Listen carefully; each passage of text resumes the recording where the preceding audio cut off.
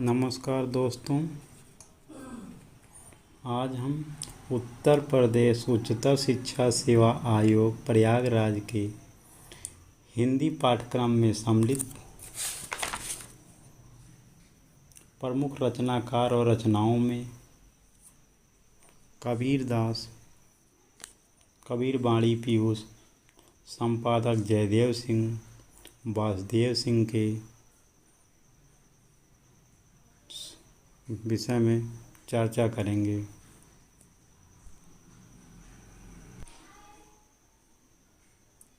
जिसके अंतर्गत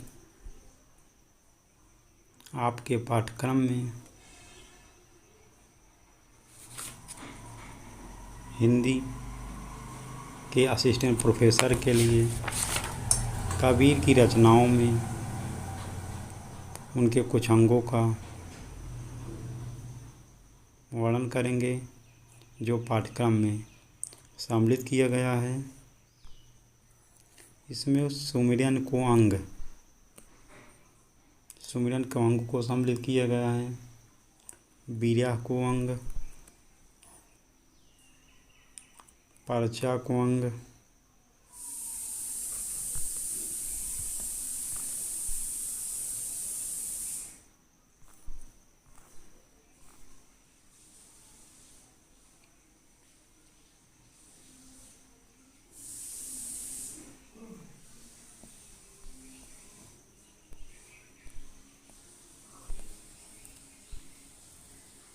सुमिरन को अंग, विरह को अंग, पर्चा को अंग तथा सहज को अंग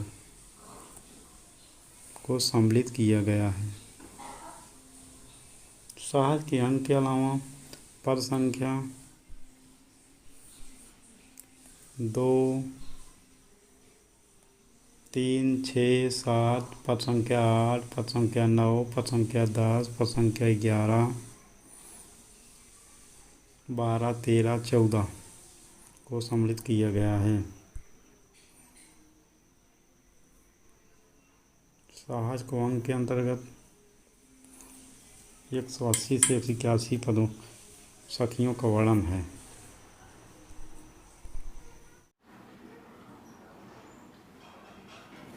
कबीरदास का व्यक्तित्व न केवल हिंदी संत कवियों में अपितु पूरे हिंदी साहित्य में बेजोड़ है।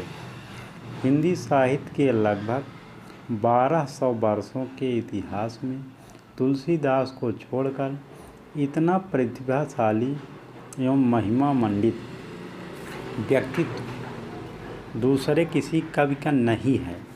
यद्यपि उन्होंने मत्स्य कागज का स्पर्श नहीं किया था, तथापि उनके नाम से प्रभुत साहित्य उपलब्ध है। कबीरपंथियों का विश्वास है कि उनकी वाणी का अनंत है। वनस्पति में जितने पत्र एवं गंगा में जितने बालुका कण हैं, कबीर ने श्रीमुख से उतना ही कहा है। सुमिरन को अंग, कबीर कहता जात है, सुनता है सब कोई, राम कहें भल होई गया, नहितर भला न होई। कबीरदास कहते हैं कि मैं कहता जाता हूँ, अर्थात बराबर कहता रहता हूँ और सभी मेरी बात सुनते भी हैं, किंतु उपदेश के अनुरूप कोई आचरण नहीं करता। मेरा कहना यही है कि प्रभु के स्मरण से ही कल्याण होगा और किसी प्रकार से कल्याण नहीं हो सकता।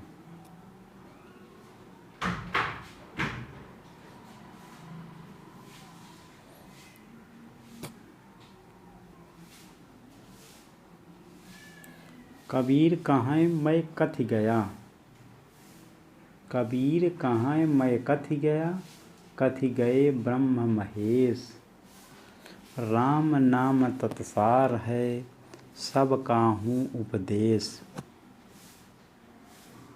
कबीर कहते हैं कि ब्रह्मा और शिव ने संसार को एक मुख्य उपदेश दिया है और मैं भी वही कहता हूँ कि राम नाम ही वास्तव में सार वस्तु है।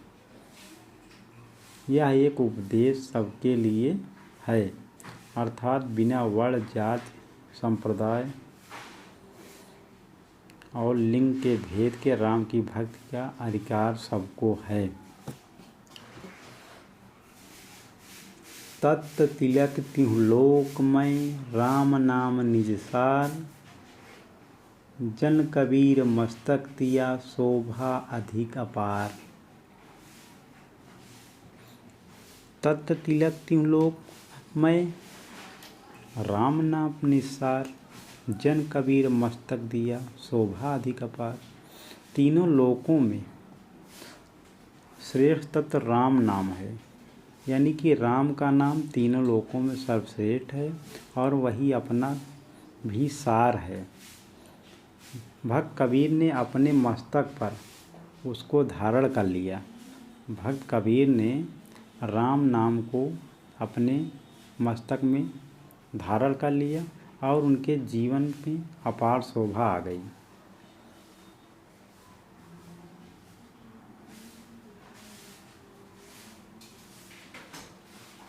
भगति भजन हरि नाम है, दूजा दुख अपार। मनसा वाचा कर्मना कबीर सुमिरत सार। भगति भजन हरि नाम है, दूजा दुख अपार। प्रभु की भक्ति और उनके नाम का भजन यही वस्तुतः सार है और सब बातें मिथ्या हैं, अपार दुख है। कबीर का यह कहना है कि मन से, वचन से और कर्म से प्रभु को ही याद करना ही जीवन का सार है।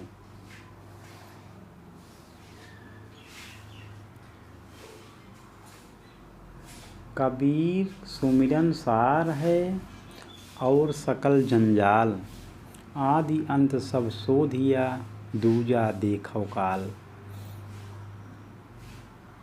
कबीर कहते हैं कि प्रभु का स्मरण ही जीवन का सार है और सब बातें बंधन में डालने वाली हैं। मैंने आदि अंत सब कुछ जानकर या शोध कर या छान कर देख लिया है। प्रभु के नाम के अलावा अन्य सभी वस्तुएं विनाशकारी काल की हैं।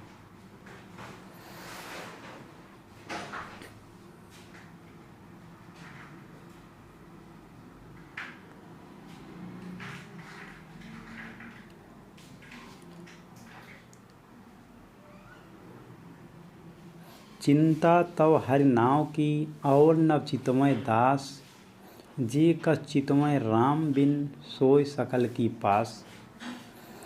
चिंता तो हरि नाम की, कबीरदास जी कहते हैं कि मुझे तो केवल राम का चिंतन करना है और न चितवय दास, और हमें किसी बात की चिंता नहीं है।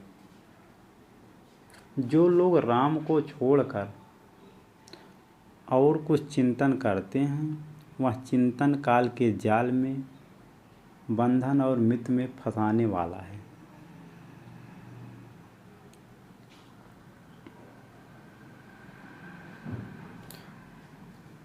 पंच संगी प्यू प्यू करे, छठा जुसुमरे मन। पंच संगी प्यू प्यू करे, छठा जुसुमरे मन। आई सूत कबीर की पाया राम रतन। कबीरदास जी कहते हैं कि मेरी पांचों इंद्रियों उसी प्रकार से अपने प्रिय प्रभु राम की रट लगाए हुए है, जैसे चातक पंछी जो होता है स्वाति नक्षत्र की वर्षा के पानी की बूंद के लिए प्यू प्यू प्यू प्यू रटता रहता है। और मेरी जो छठी इंद्री मन है वह उसी प्रभु का निरंतर स्मरण करता रहता है। कबीर कहते हैं, मेरा मन सुमिरै राम को, मेरा मन राम ही आय।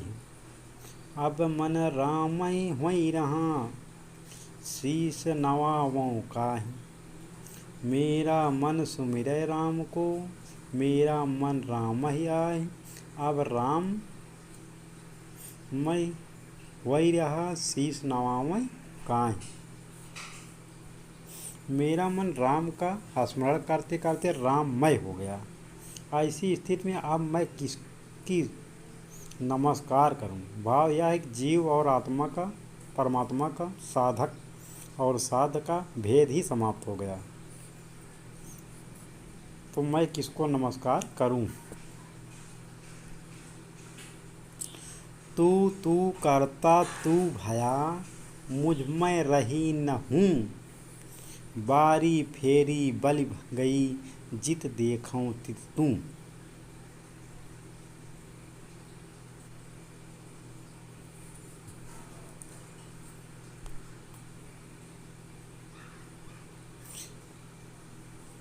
तू तू करता जग भया, मुझ में रही न हूँ।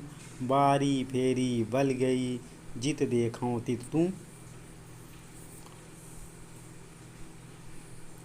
इसमें कबीरदास जी ने कहा है कि तू तू करते हुए मैं स्वयं तू हो गया।